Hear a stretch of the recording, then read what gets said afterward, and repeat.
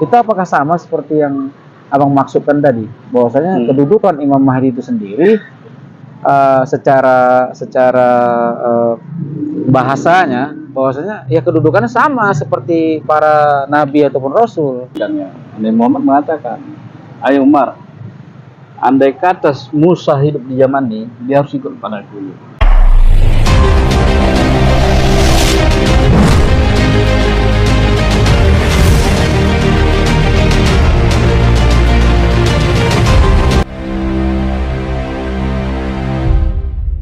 Balik lagi kita ke pertanyaan awal ya bang ya, perihal isu yang berkembang di Rempang, bahwa mereka mengatakan bahwa Imam Mahdi telah datang di Indonesia, namun kenapa tidak hadir di Rempang? Namun ini lebih kesini bang, aku nanyanya.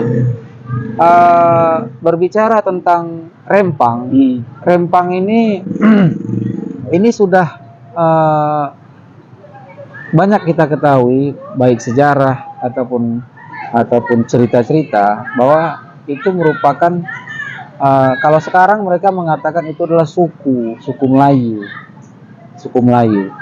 Namun sebenarnya Melayu itu pada dasarnya sebelum Indonesia merdeka di tahun 45 itu merupakan bangsa ya bang, bangsa yang mana apakah kesultanan namanya atau kerajaan itu yang meliputi pengaruh politik sampai ke mancanegara, dalam artian sini seperti Thailand, Malaysia, Singapura, Brunei, bahkan Madagaskar. Nah, aku teringat dengan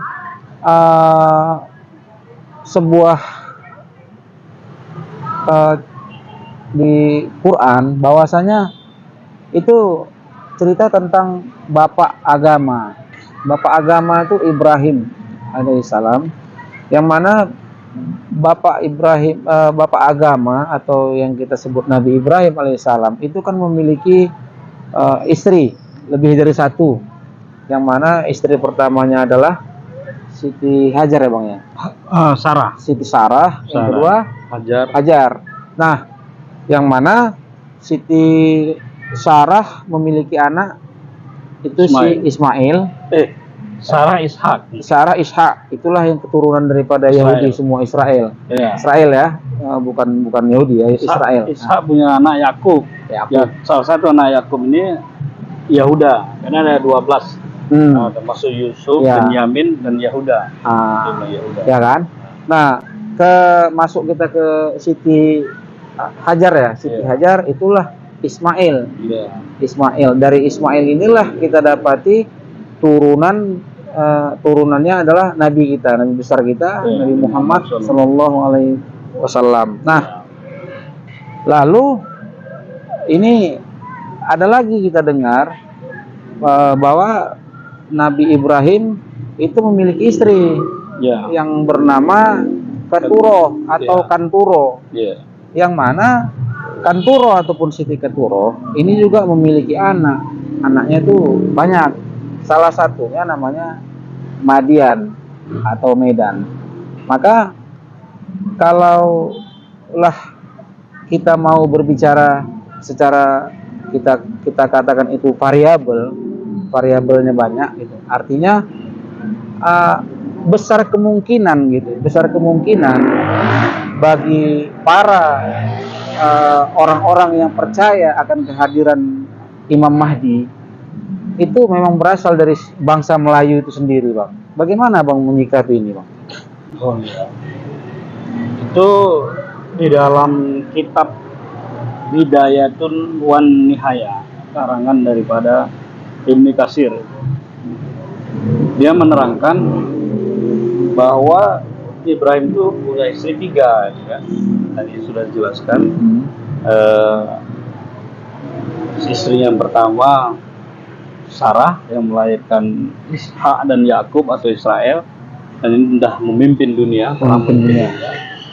Yang kedua dari istrinya Hajar, Siti Hajar yang melahirkan Ismail, dan inilah yang diyakini sebagai nenek moyang atau berasal yang menurunkan bangsa Arab, itu Nabi Muhammad SAW, yang juga telah berjaya menguasai dunia.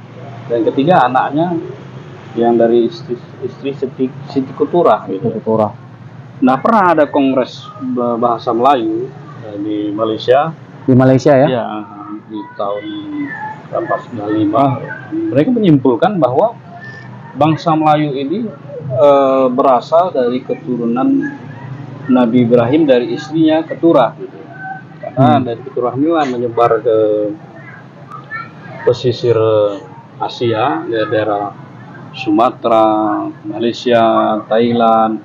Karena cirinya mereka itu mendirikan kesultanan Islam gitu. Nah, bahkan menurut beberapa ahli Melayu, sebelum datangnya Islam pun di sini sudah ada yang namanya Milah Abraham Hanifah, agama Ibrahim yang Hanif. Jadi mereka nggak setuju kalau dikatakan raja-raja Nusantara dulu beragama Hindu dan Buddha, tidak, tetapi beragama Ibrahim. Seperti mungkin kalau di ujung Sumatera itu ada Parmalim, ya kan? Di Jawa ada Kejawen, di Sriwijaya juga sebelum yang datangnya Islam dibawa oleh pembawa Islam, mereka itu beragama Ibrahim, milah Abraham. Bahkan pernah saya berdialog dengan Tengku Fahmi. Tengku Fahmi ini keturunan dari Kesultanan Riau Lingga. Ya, mereka mengatakan ya bangsa Melayu itu sudah beragama Hanif, beragama Tauhid, itu milah Abraham. Jadi kalau disambungkan dari tentang tiga anak Nabi Ibrahim, atau tiga istri Ibrahim, dan kan ada Nabi Ibrahim berdoa kalau di Al-Quran, ya Allah jadikanlah aku dan keturunanku imam, pemimpin gitu ya, bagi semua manusia. Nah, Allah katakan ya Allah kabulkan doanya, tapi kecuali untuk keturunanmu yang zalim gitu, baru tidak. Nah, jadi kalau kita memang meyakini yang akan menjadi pemimpin dunia berikutnya ya, setelah anak Ibrahim dari Sarah, itulah Israel, anak Ibrahim dari Ismail dari Hajar, itulah Ismail, Nabi Muhammad, dan sekarang Turah, dan kemungkinan ya ini yang akan mendamaikan dunia gitu.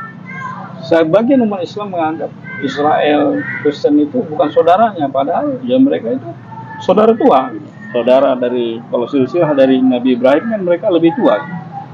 Kristen Nabi Isa itu ya keturunan Rabi Yahudi, dia kan seorang Rabi Yahudi kan, dia keturunan Israel juga gitu. Jadi umat Islam. Jadi kenapa tadi aku sampaikan ini apa gitu, ini bentuknya seperti ada variabel kan gitu. Kenapa? Karena mengingat juga baru-baru ini pidato daripada Perdana Menteri Israel, itu Benjamin Netanyahu di Kongres PBB. Dia menyebutkan pertama itu bahwa jangan ada kebohongan bahwasanya Musa itu sudah berkata 3.000 tahun yang lalu katanya, bahwa memang mereka dijanjikan tanah itu gitu. Mereka mau dijanjikan Tuhan tanah itu. Dan memang kenyataannya kalau kita lihat ya, sebenarnya di Quran sendiri pun itu memang tanah harapan yang dikatakan itu ya tanah Israel punya, tanah Israel, nggak ada di situ Palestinanya gitu. Namun itu pun pidato daripada Benjamin Netanyahu kemarin di Kongres PBB, dia mengatakan bahwasanya normalisasi Arab dan Israel ini akan membuka peradaban baru, perdamaian dunia. Yang mana dia mengatakan bahwa sebenarnya intinya gini loh Bang, dia mengatakan ini antara keturunan Ishak dengan Ismail gitu ya. Kata gitu. Keturunan itu. Sementara kalau kita korelasikan tadi, Ibrahim punya tiga istri, yang satu lagi Siti Keturah. Nah, ini yang ini yang seperti dijanjikan ataupun yang diminta oleh Nabi Ibrahim tadi sebelumnya dia berdoa bahwasanya ya Allah jadikanlah eh, Aku dan keturunanku. aku dan keturunanku menjadi khalifah di muka bumi ini. Nah, terlepas daripada yang zolim lah gitu. Nah, ini kira-kira Bang, artinya korelasinya menurut Abang dengan yang pidato daripada Ya, Benyamin Netanyahu kemarin. ya. Kalau kita meyakini keturunan Siti Keturah itulah bangsa Melayu, ya, sesuai dengan buku atau kitab sejarah karangan Ibnu Katsir, ya, Bidayah wan Nihayah. Dia menyebar di negara-negara yang ada di Nusantara seperti Malaysia, Indonesia, ya termasuk Indonesia. Ini keturunan Siti Keturah karena Indonesia itu juga bangsa Melayu. Bangsa Melayu itu kan dibuktikan dengan bahasanya. Yang kita pakai selama ini kan bahasa Melayu, bahasa pemersatu. Jadi nggak bisa kita katakan Melayu itu sebatas suku. Ya, Melayu itu bangsa. Karena bahasa Indonesia itulah membuktikan kita ini bangsa Melayu.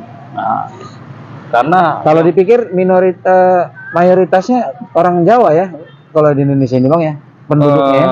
di Pulau Jawa padat. Tapi kalau kita lihat kan bumi Nusantara ini kan luas ya. Di pesisir Kalimantan itu ya Melayu, mereka kan mengatakan Melayu, Sulawesi Melayu. Memang banyak suku Jawa, tetapi menjadi bahasa nasional, bahasa pengantar dalam berbicara, bahasa kita Bahasa Melayu. Bahasa Melayu. Walaupun kita sudah mengatakan bahasa Indonesia, tapi asal dari bahasa Indonesia itu kan bahasa Melayu, ya, bahasa Melayu. Nah, jadi bisa kita katakan Indonesia itu sebenarnya juga bangsa Melayu, sama dengan Malaysia, sama juga dengan Thailand, Filipina, sebagian Vietnam, Singapura, ya, Brunei, ya, itu bangsa Melayu semuanya. Nah, Madagaskar. ya, jadi, nah mereka inilah yang kemungkinan akan menjadi juru damai tentang pertikaian antara Yahudi dan Arab gitu. Sebenarnya Arab ya Arab Saudi sudah juga berdamai kan, sudah menjalin hubungan diplomatik dengan Israel. Nah, cuman Palestina ini kan terpecah ya, ada dua partai gitu. Jadi kalau abang melihat justru Indonesia yang berpotensi besar untuk menjadi juru damai karena negara kita lebih besar daripada negara Melayu-Melayu yang lain gitu ya. Kemudian kita juga Muslim terbesar gitu. Ya. Nah, menjadi juru damai, mendamaikan perselisihan antara Israel dan Palestina. Nah, itu. Jadi sangat memungkinkan Indonesia, tapi dengan syarat itu tadi. Nah, presidennya ya harus mengimani gitu kan dengan kedatangan Imam Mahdi itu sendiri dan menjadikan dia sebagai rujukan sumber hukum.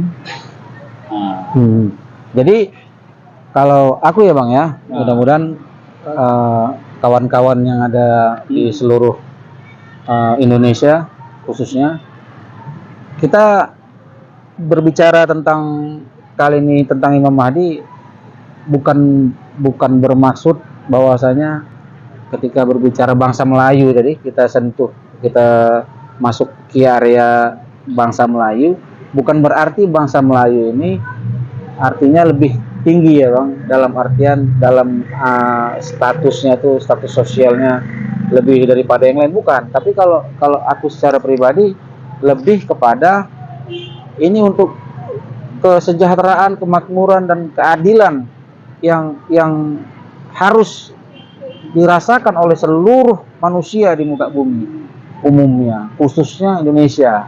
Karena memang saat ini itulah yang terjadi, bahwa begitu banyak kebijakan-kebijakan pemerintah saat ini itu